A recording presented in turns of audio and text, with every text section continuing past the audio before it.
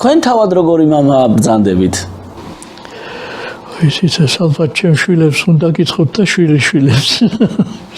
მართალია ჩვენ ხშირად გვაქვს ეხლა კამათი მათთან, იმიტომ რომ მოსაზრებები სხვადასხვა პატარები არ არიან, უკვე დიდები არიან.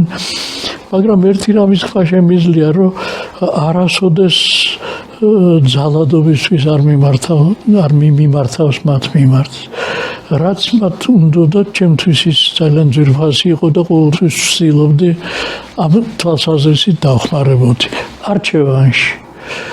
რა იყო მათთვის ის, რასაც მათ ბედნიერად გახდიდა ქვეყანაზე და ისინი იმას აკეთებდნენ.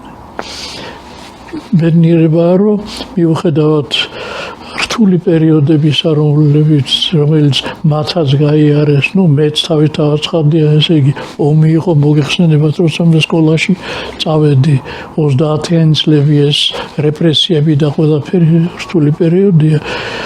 ყოველთვის ისინი ირჩევდნენ რაღაც ისეთ მნიშვნელოვანს, რომელიც ჩემთვისაც მნიშვნელოვანი იყო და ასე ვთქვათ, არასოდეს არ შორდებოდა იმ პრინციპებს, რომლებიც ქრისტიანულიც არის და რომელიც სიკეთესთან და სიყვარულთან და სიმართლესთან არის დაკავშირებული.